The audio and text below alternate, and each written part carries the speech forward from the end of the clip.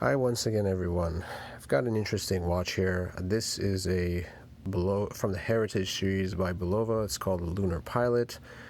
This is a very well-reviewed watch that's been around for a few years, so I'm not going to go into depth on the history because it's very likely you know about it, but in very brief, this watch is based on a Bulova prototype which was worn during Apollo 15, I believe.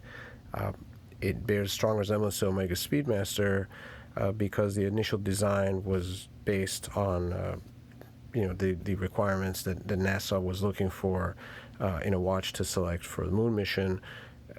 The Omega was ultimately selected, but the prototype ancestor of this watch has the distinction of being the only other watch used in those missions. So it's a cool bit of provenance for this design. And here's the watch in action. This watch has a quartz movement, unlike an Omega Speedmaster. It is a really nice movement that provides a really super smooth sweeping seconds hand, and also an extremely high level of accuracy to a few seconds a year, which is quite amazing. The reason I wanted to make this video is not to really review this watch in a typical manner. There's tons of material about this watch, as I said, because it's been around for a few years. But I wanted to make the video because so much of what I read and saw about this watch, especially among the watch enthusiast community, was so negative that it deterred me from looking into this watch for quite a few years.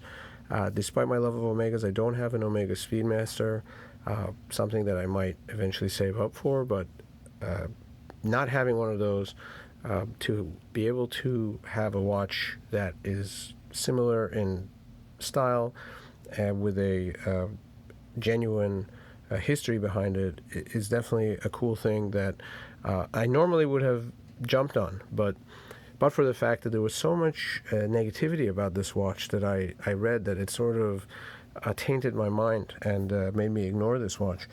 Some of the common complaints I saw repeated over and over again in reviews and forum comments were, complaining that the case at 45 millimeters was too big, the lugs at 20 millimeters were too small in comparison to the case, complaints about the quality of the strap that comes with the watch, and both on this version and a couple of the other versions, complaints about the height, the thickness of the watch, the sharp edges of the raised sapphire crystal, the lack of AR, anti-reflective coating on the sapphire crystal, the fact that the watch is quartz and uses a battery.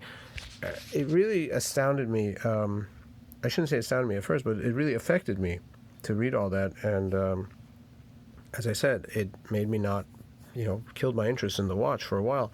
I finally was able to get one. My curiosity got the best of me, you could say, and there are a couple versions of this watch which I think are all nice, but I like this one for being having no date.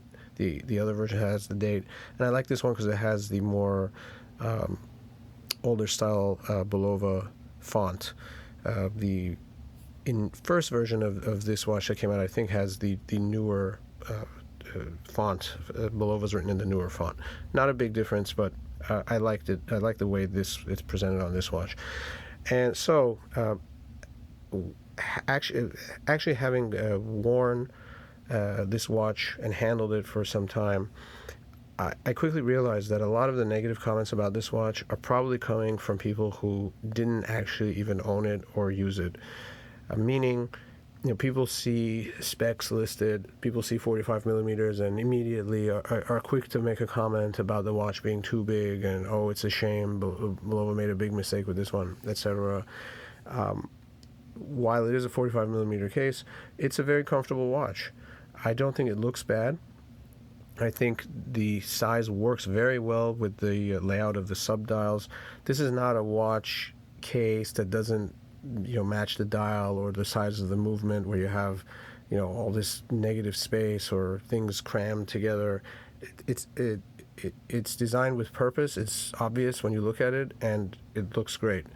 The strap being 20 millimeters doesn't look unusually small compared to the watch. I heard people refer to the lollipop effect. I think that's just not the case in person. I don't know if it comes across that way on camera or on video, but in person, the strap width works very well with the case width of the watch. That might be due to the design of the case and the very curved, sort of extended lugs. But whatever the case is, it looks fine. There's nothing wrong with it. Yes, the sapphire crystal could benefit from some AR coating. You can see it there. But again, you have to weigh that in comparison to the price that you can actually find this watch for, which is easily sub 400. The raised crystal, likewise, yes, the sharp edge of the crystal might be prone to chipping, but again, you're getting a very large, very scratch-resistant sapphire crystal on a watch which is not that expensive. Yes, it is a quartz movement, but it is an excellent quartz movement. Nothing wrong with that. It does its job, better than any mechanical movement does. The dial itself is quite beautiful. A little bit difficult for me to capture on camera, but the markers, the subdials, everything works very well together. The fact that this particular version is all polished, I heard a lot of complaints about that too, and I think it looks great, and I almost look forward to polishing it with a Cape Cod cloth when needed, and I actually see it as pretty low maintenance in that regard. In conclusion, I just want to say, if you have an interest in this watch, don't hesitate to get it. It's not jumbo size, it's not uncomfortable, it is very well made, it is very beautiful. There's simply really nothing wrong with it, especially for the prices at which you can find them. I would consider it an absolute bargain. It's a watch, again, with an actual history behind it, which is really cool, and just a very nice looking watch. So I hope you give this a chance and, ignore some of the negativity about this model. Thanks for watching.